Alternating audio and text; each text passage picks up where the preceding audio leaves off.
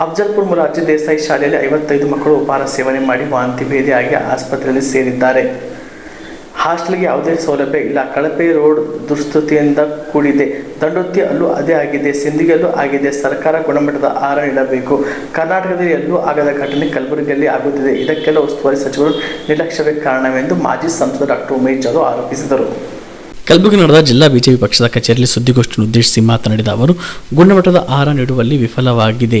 ಅಧಿಕಾರಿಗಳು ನಿಮ್ಮ ಹತೋಟಿಗೆ ಸಿಗುತ್ತಿಲ್ಲ. ಗುತ್ತಿಗೆದಾರರು 3ನೇ ದರ್ಜೆ ಪಕ್ಕದ ರಾಜ್ಯದ ಆಹಾರ ಪದಾರ್ಥ ಸರಬರಾಜು ವಸತಿ ನಿಲಯಗಳಿಗೆ ಸರಬರಾಜು ಆಗುತ್ತಿದೆ. ಇದರ ಬಗ್ಗೆ ಸಮಗ್ರ ತನಿಖೆ ಆಗಬೇಕೆಂದು ಆಗ್ರಹಿಸಿದರು. ಮೊದಲನೇದಾಗಿ ಮೀಡಿಯಾ ಬಂಧುಗಳಿಗೆ ನಾನು ಧನ್ಯವಾದ ಹೇಳ್ತೇನೆ. ಭಾಳ ಶಾರ್ಟ್ ಪೀರಿಯಡ್ದಾಗ ಹೇಳ್ಕೊಳ್ಳದೆ ತಾವು ಬಂದಿರಿ, ನಿಮ್ಗೆ ನಾವು ಆಭಾರಿಯಾಗಿದ್ದೀವಿ. ಇವತ್ತು ತುರ್ತಾಗಿ ನಾನು ಒಮ್ಮೆ ಮೀಡಿಯಾಗೆ ಮಾತಾಡಬೇಕಂದಾಗ ಎಲ್ಲಕ್ಕಿಂತ ಮೊದಲು ಫಸ್ಟ್ ಪ್ರಯಾರಿಟಿ ನಮ್ದು ಏನಪ್ಪ ಅಂತಂದರೆ ಎಜುಕೇಷನ್, ಸ್ಕೂಲ್. ನಮ್ಮ ಭಾಗದ ಮಕ್ಕಳಿಗೆ ಇಲ್ಲಿ ಮೋಸ್ಟ್ ಬ್ಯಾಕ್ವರ್ಡ್ ಇರೋರು ಕರ್ನಾಟಕದಾಗ ಎಲ್ಲಪ್ಪ ಅಂತಂದ್ರೆ ಕರ್ನಾಟಕದ ಕಲಬುರಗಿ ಜಿಲ್ಲೆಯಲ್ಲಿ. ಮೊನ್ನೆ ಕರ್ಜಿಗಿಯಲ್ಲಿ ಒಂದು ಘಟನೆ ಆಯಿತು. ಆಗಿದ್ದಿನ ನಾವೆಲ್ಲ ಬೆಂಗಳೂರಿಗಿದ್ದೀವಿ. ನಿತಿನ್ ಮಾಲೀಕರೆಲ್ಲ ಅಬ್ದುಲ್ಪುರದವರು ಗುಲ್ಬರ್ಗದಲ್ಲಿ ಇದ್ದರು. ಅಲ್ಲಿ ಶಾಲೆ ಹುಡುಗರು ಸುಮಾರು 55 ಹುಡುಗರು, ಮೊರಾರ್ಜಿ ಸ್ಕೂಲು 55 ಸ್ಟೂಡೆಂಟ್ಸು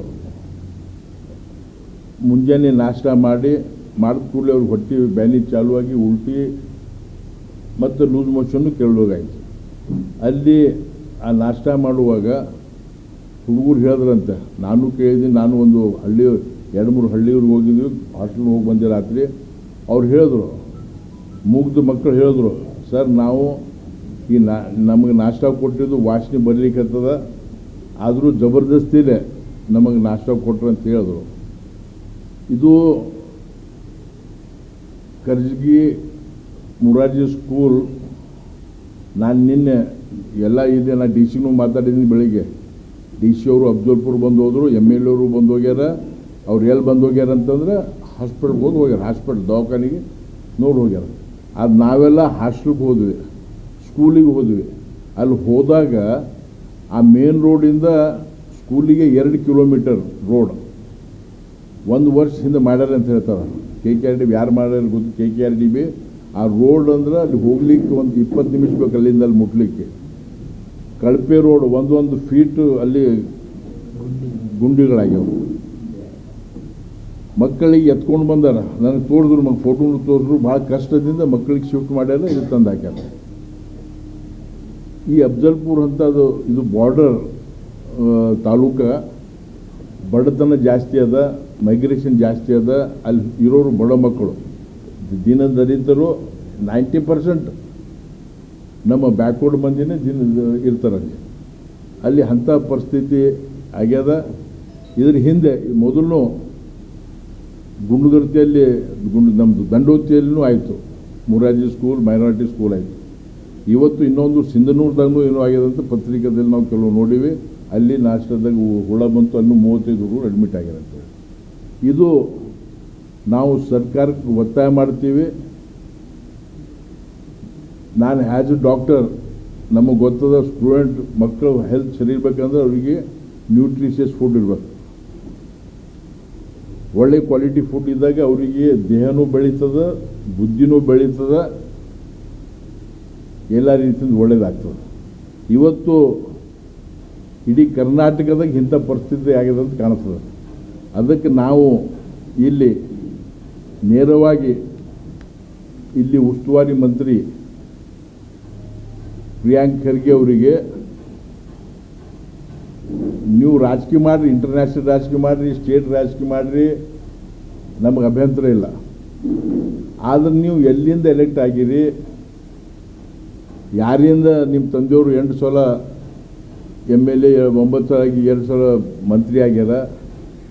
ಇಂಥ ಜಿಲ್ಲಾದಲ್ಲಿ ಇಂಥ ನೆಗ್ಲಿಜೆನ್ಸಿ ಯಾಕೆ? ನೀವು ಆಫೀಸರ್ಗೆ ಯಾಕೆ ಕಂಟ್ರೋಲಲ್ಲಿ ಇಟ್ಟಿಲ್ಲ?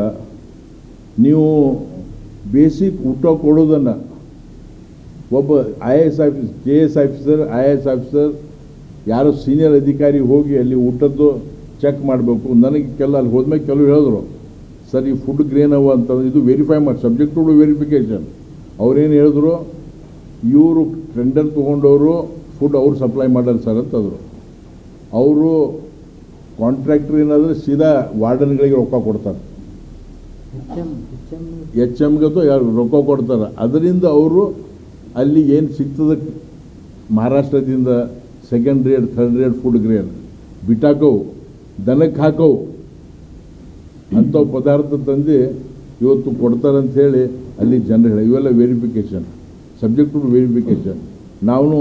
ನಾವು ಅದು ಅಲ್ಲಿ ಮೊನ್ನೆ ಒಂದು ವಿಡಿಯೋದಾಗ ಇಡೀ ಭಾರತ ದೇಶದಾಗ ಓಡಾಡ್ಯದ, ಅಲ್ಲಿ ಫುಡ್ ಗ್ರೇನ್ಸ್ ಇಟ್ಟಿದ್ರು, ಅಲ್ಲಿ ಪೂರ ಕಳಪೆ ಹುಳ ಆಗಿ ಅಲ್ಲಿ ಕೆಟ್ಟ ನಾಲಿಕತ್ತದ ಅಂತ ಹೇಳಿ ಪ್ರತಿಯೊಬ್ಬರು ಹೇಳ್ಯಾರ. ನಾವು ವಿಡಿಯೋದಾಗ ನೋಡಿವಿ, ನಿನ್ನೆ ನಾವು ಹೋದಾಗ ಅದೆಲ್ಲ ತೆಕ್ಕೊಂಡು ಹೋದರು. ನಮಗೇನು ದೊಡ್ಡ ಸ್ಥಾನಮಾನ ಬೇಕಾಗಿಲ್ಲ. ನಮ್ಮ ಮಕ್ಕಳಿಗೆ, ನಮ್ಮ ಭಾಗದ ಮಕ್ಕಳಿಗೆ, ಕಲ್ಯಾಣ ಕರ್ನಾಟಕ ಜನರ ಹುಡುಗರಿಗೆ ನಾವು ನಿಮಗೊಂದು ಉದಾಹರಣೆ ಕೊಡಬೇಕಂದ್ರೆ, ಇವತ್ತು ಮಠಗಳು, ಕೆಲವು ಪ್ರೈವೇಟ್ ಇನ್ಸ್ಟಿಟ್ಯೂಟ್ಗಳು, ಚಾರಿಟಿ ಇನ್ಸ್ಟಿಟ್ಯೂಟ್ ಮಠಗಳು ನಡೆಸ್ಲಿಕ್ಕತ್ತಾರೆ. ಅಲ್ಲಿ ಕ್ವಾಲಿಟಿ ಫುಡ್ ಸಿಗ್ಲಿಕ್ಕತ್ತದ. ಸ್ವಾಮಿಗಳು, ಅಲ್ಲಿ ಗುರುಗಳು ಯಾವುದೇ ಸಮಾಜದವ್ರು ಇರಲಿ, ಅವು ಊಟ ಟೇಸ್ಟ್ ಮಾಡಿ ಮಕ್ಕಳಿಗೆ ಅದೇ ಊಟ ಹಾಕ್ತಾರೆ. ಈ ನಮ್ಮ ಸರ್ಕಾರ ಮಕ್ಕಳಿಗೆ ಇಷ್ಟು ಯಾಕೆ ಅನ್ಯಾಯ ಆಗ್ತದೆ? ಇದು ಸರ್ಕಾರ ಸ್ವಲ್ಪ ಇದಕ್ಕೆ ಸೀರಿಯಸ್ ಆಗಿ ತಗೋಬೇಕು. ಪ್ರಿಯಾಂಕ್ ಖರ್ಗೆ ಅವ್ರಿಗೆ ಹೇಳ್ತೀವಿ, ನೀವು ಸಿರ್ಫ್ ಕಾಮರೆಡ್ಡಿ ಆರ್ಥೋ ಮತ್ತು ಟ್ರಾಮಾ ಕೇರ್ ಆಸ್ಪತ್ರೆ ಕಲಬುರಗಿ. ಡಾಕ್ಟರ್ SB ಕಾಮರೆಡ್ಡಿ ಹಾಗೂ ಡಾಕ್ಟರ್ ಪ್ರತಿಮಾ S ಕಾಮರೆಡ್ಡಿ ಸಾರಥ್ಯದಲ್ಲಿ ಕಳೆದ 11 ವರ್ಷಗಳಿಂದ ಸಾವಿರಾರು ರೋಗಿಗಳಿಗೆ ದಿನದ 24 ಗಂಟೆ ತುರ್ತು ಸೇವೆ ನೀಡಿದ ಶ್ರೇಯಸ್ಸು. ಆರ್ಥೋ ಚಿಕಿತ್ಸೆಗೆ ನುರಿತ ವೈದ್ಯರ ತಂಡ, neuro surgery, joint replacement surgery, interventional pain clinic, plastic surgery, facial maxillo surgery, ದಿನದ 24 ಗಂಟೆ ಲ್ಯಾಬ್ ಸೌಲಭ್ಯ, ದಿನದ 24 ಗಂಟೆ ಮೆಡಿಕಲ್ ಸೌಲಭ್ಯ, ಡಿಜಿಟಲ್ ಎಕ್ಸ್ರೇ, ದಿನದ 24 ಗಂಟೆ ಬ್ಲಡ್ ಬ್ಯಾಂಕ್ ಸರ್ವಿಸ್, ದಿನದ 24 ಗಂಟೆ ಆಂಬ್ಯುಲೆನ್ಸ್ ಸೌಲಭ್ಯ. ಹೆಚ್ಚಿನ ಮಾಹಿತಿಗಾಗಿ ಸಂಪರ್ಕಿಸಿ ಸರ್ಕಾರಿ ITI ಕಾಲೇಜು ಮುಂಭಾಗ, ಕಾಮರೆಡ್ಡಿ ಆರ್ಥೋ ಮತ್ತು ಟ್ರಾಮಾ ಕೇರ್ ಆಸ್ಪತ್ರೆ ಕಲಬುರಗಿ. Phone number 084722566163.